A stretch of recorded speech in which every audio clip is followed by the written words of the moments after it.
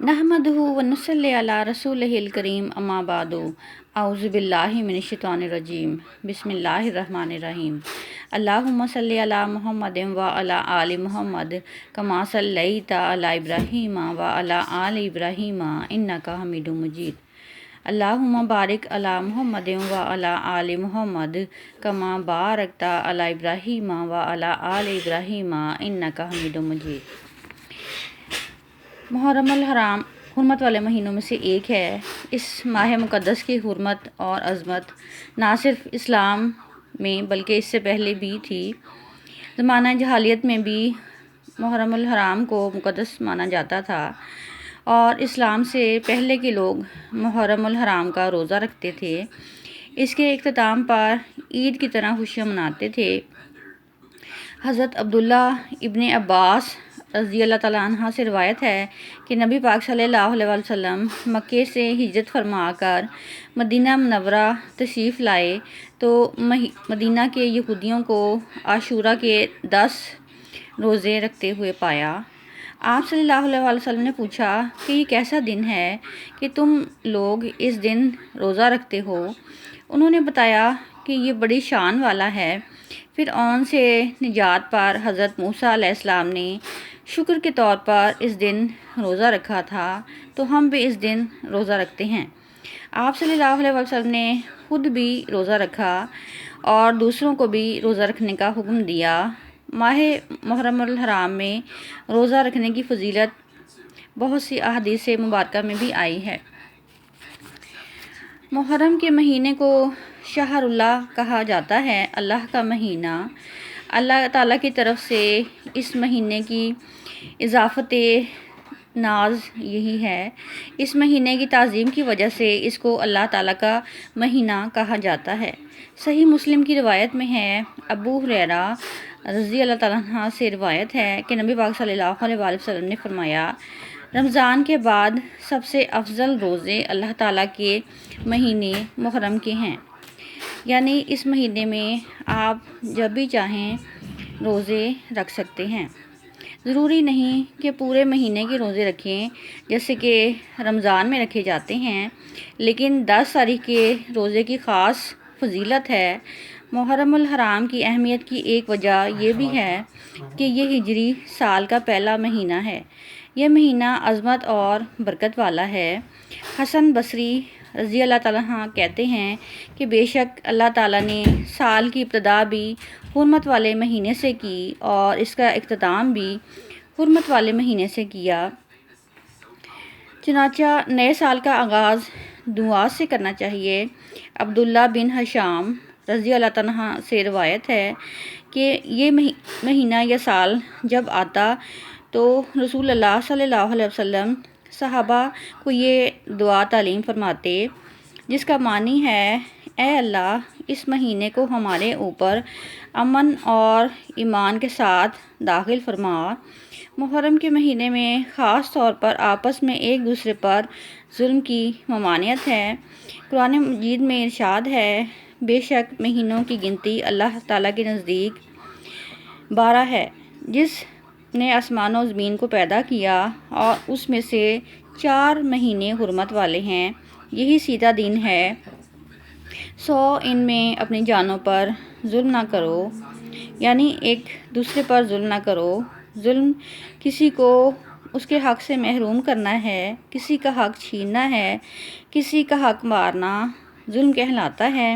دوسروں مہینوں کی نسبت اس مہینوں میں ظلم کرنا بہت بڑا گناہ ہے، اگرچہ ظلم ہر حال میں ہی بہت بڑا گناہ ہے، مگر اللہ تعالیٰ جس کام کو چاہے اس کو بنا دے اور جس کام کو چاہے اس کو بگاڑ دے، مگر گناہ کا عذاب اس مہینے میں زیادہ ہے اور ثواب کا اجر بھی اس مہینے میں زیادہ ہے۔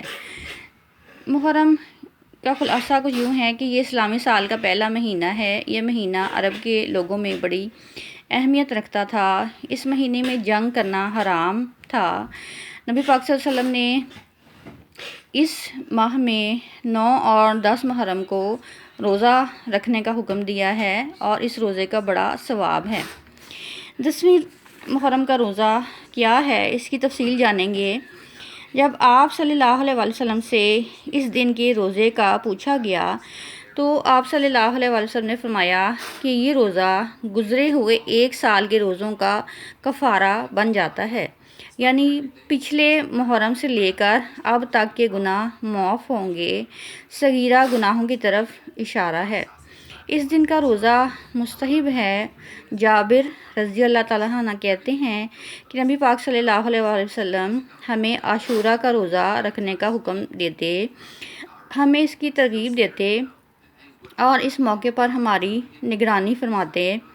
اس کے بعد جب رمضان کے روزے فرض کر دیے گئے تو آپ صلی اللہ علیہ وسلم نے ہمیں نہ حکم دیا اور نہ ہی منع کیا اور نہ اس موقع پر ہماری نگرانی کی، یعنی نفلی روزہ ہو گیا، مستحب ہو گیا۔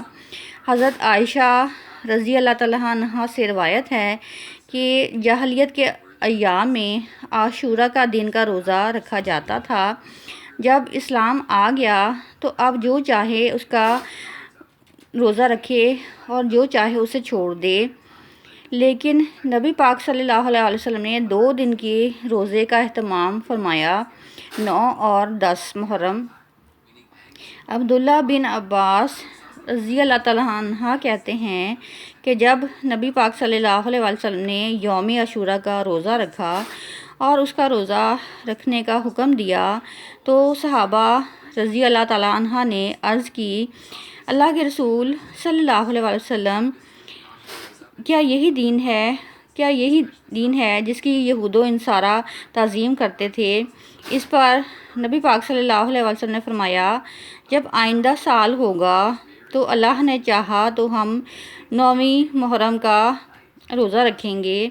کہا کہ اس کے بعد آئندہ سال نہیں آیا کہ نبی پاک صلی اللہ علیہ وسلم وفات پا گئے۔ افضل دن عاشورہ کا دن ہے، یعنی 10 محرم۔ ابن قیم کہتے ہیں کہ ابن عباس کا یہ کہنا تھا کہ تم محرم کا چاند دیکھو تو گنتے رہو اور 9ویں تاریخ کی صبح روزے کی حالت میں کرو۔ اس سے مراد یہ نہیں کہ یوم عاشورہ 9ویں محرم کو کہتے ہیں، بلکہ اس سے مراد یہ ہے کہ 10ویں سے پہلے 9ویں کا بھی روزہ رکھو، کیونکہ آپ صلی اللہ علیہ وسلم نے فرمایا تھا، اگر میں زندہ رہا روزہ رکھوں گا۔ یہ آپ صلی اللہ علیہ وسلم کی سنت ہو گئی، کیونکہ آپ صلی اللہ علیہ وسلم نے اس کے بارے میں خود صحابہ کو ترغیب دلائی۔ محرم کے روزوں کی اہمیت کیا ہے اور اس کی فضیلت کس طرح بیان کی گئی ہے، اس کی تفصیل جانیں گے۔ 10ویں محرم کا روزہ کیا ہے؟ نبی پاک صلی اللہ علیہ وسلم نے ارشاد فرمایا کہ یوم عاشورہ کا روزہ مجھے اللہ تعالیٰ کی رحمت سے بڑی امید ہے کہ 1 سال کے گناہوں کا کفارہ ہے۔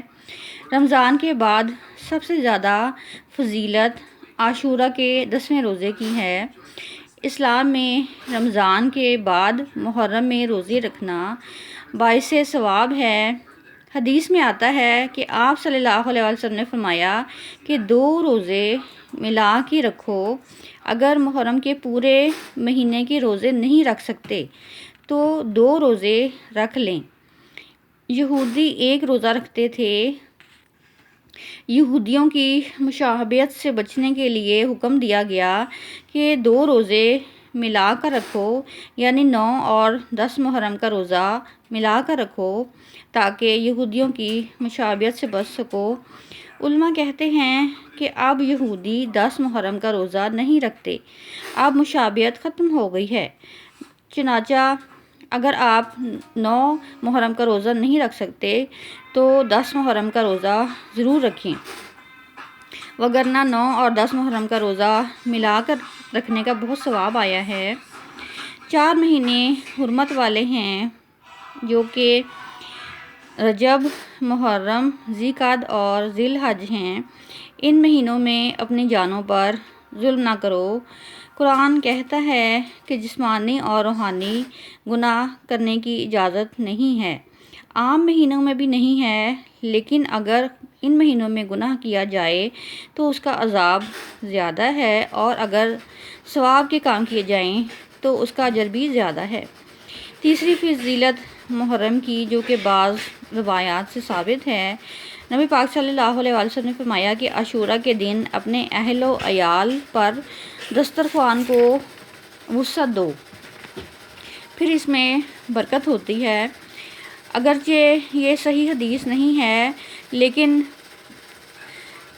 متفقہ علیہ کی وجہ سے یہ حسن درجہ پر پہنچ گئی ہے، یعنی اسے درست تسلیم کر لیا گیا ہے، کیونکہ بہت سے علماء اس پر متفق ہیں، اگرچہ عرب کے علماء اس پر متفق نہیں، اور دوسری حدیثوں سے اس کا ٹکراؤ بھی نہیں ہے۔ چنانچہ ایک فقہ کا اصول ہے کہ اگر کمزور چیز ہے تو طاقتور مسند سے ٹکراؤ ہے تو پھر اس کو نہیں مانا جائے گا یا اسے رد کر دیا جائے گا۔